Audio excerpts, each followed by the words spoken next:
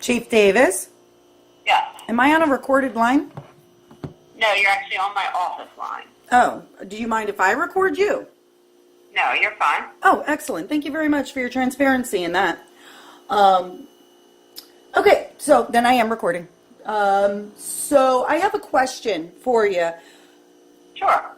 The ordinance for the signs that's being selectively enforced, I thought I wanted to bring that to your attention, for sure, because on July the 2nd, the pro-choice protesters had some signs that I would have to say were definitely right up there with a violation. Okay. Okay, I have pictures of them. I spoke with the, what would I call her? I spoke with the person who organized, the organizer of that protest. And she told me that no permit was needed. She told me that they needed no permission. Nobody bothered them for the signs. No issues. Okay. Well, someone did make a complaint to an officer that was there. It wasn't called in. It was just a complaint made to the officer on the street. And the person who reported them was told by your officer that, well, they're protesting.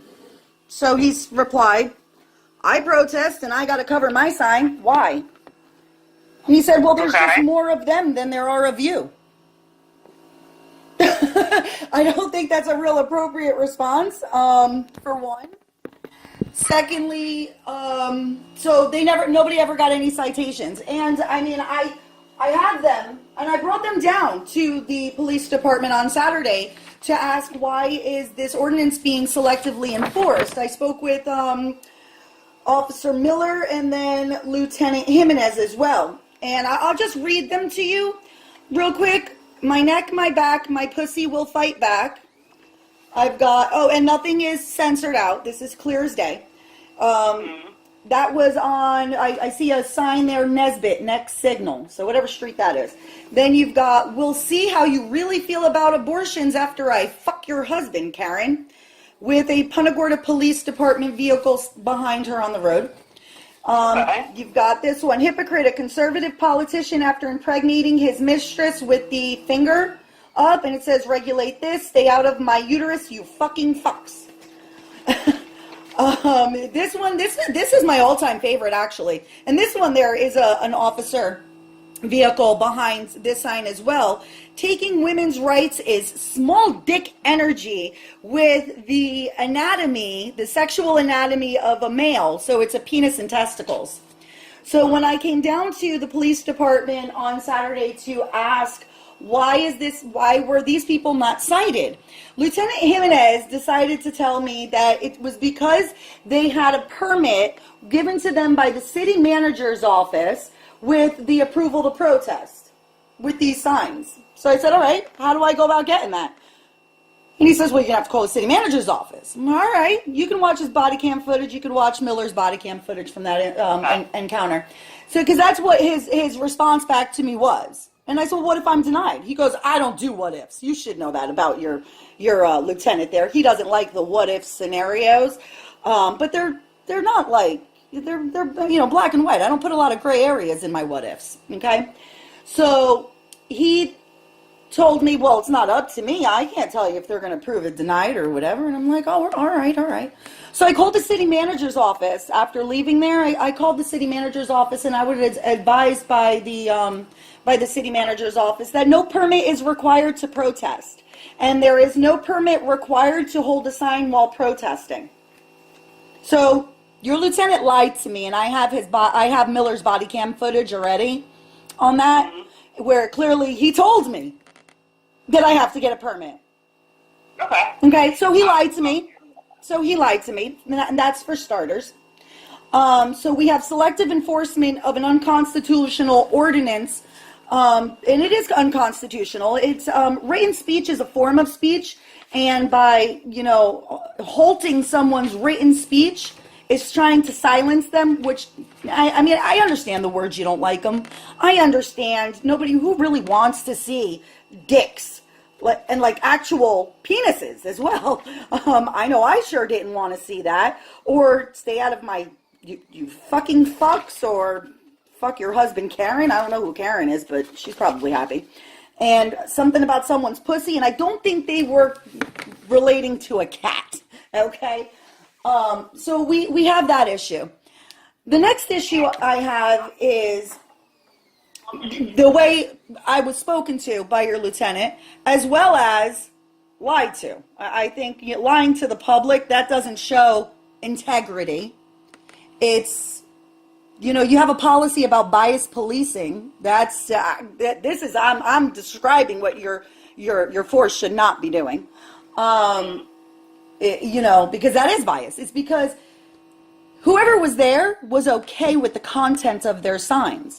But the guy who stands by the farmer's market who says fuck the police state or fuck corruption or whatever it is that's on his sign, he's got to censor it or he's going to get a ticket. And it's only because somebody doesn't like the content of the sign. Because fuck Karen is okay, or you fucking fucks is okay, but fuck the police state is a problem. Same word, just in different context. So to me, that's pretty biased, all right? And the excuse of there's more of them than there are of you, one person can protest, 1 million people can protest. That's all right. Am I correct in that statement?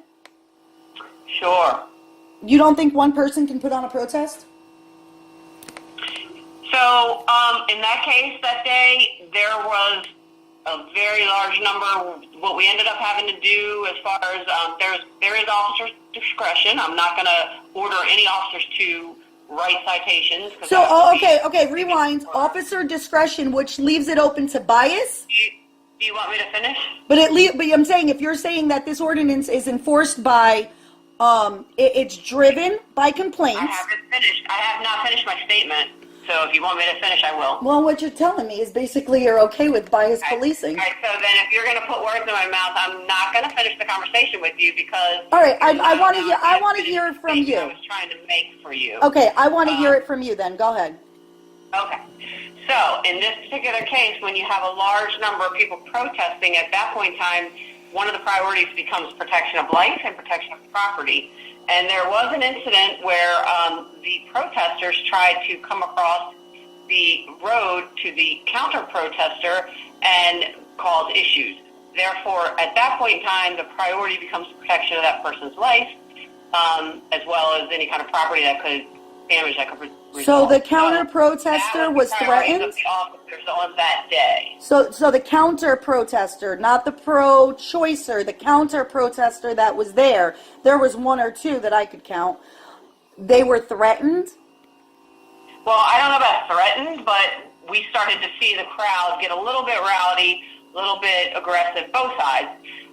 Therefore, we stepped in the middle and made sure nobody could argue with each other. So, therefore, that became the priority.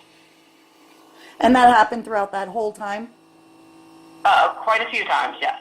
Okay, so it wasn't the entire time. These signs were clearly visible. There was it's a complaint-driven ordinance. And as I said, when you have a large crowd that even outnumber the officers, at some point in time, you do have to make sure priority becomes the protection of life and the protection of property. Okay. Again, so that's the issue, okay? So I'm going to let you go now. No, there's actually a second issue I have. There's a second issue I have with Lieutenant... I appreciate your thing. I'll talk to you in a minute about his misinformation that he provided you. Make sure they all are aware. I have a second complaint, ma'am. I'll talk to you later because I actually have to run into a meeting. But I do. So my second complaint is irrelevant to you. Thank you very much for letting us know that you think your community is irrelevant with their complaints. Are you? I'm sorry, I didn't realize you were living in the city. Are you in the city? Do you need my address? Sure, I'll take your address. I'm not giving you my address, but there's a citation that was written. There's a citation that was written. I have got to run. I'm literally late for this meeting. Well, I need you to call me back then regarding this citation. Miss Miss Erica, I'm not going to call you back because you're just going to argue, and I'm not Well, there's a citation. There's a trespass. I'm really busy here, so There's a I can't trespass. There's a trespass on record for someone to not be able to go to your police station. Okay. And Are you trespassed? I am not trespassed. No, I'm not. I'm looking at one, though. I'm looking at a trespass written by Miller and Jimenez. And basically, I had questioned if this person needed safe refuge. Would they be allowed in there or would they be arrested? Because this is more of like a deterrent. And if something happens to this person, I would love to notify their next of kin.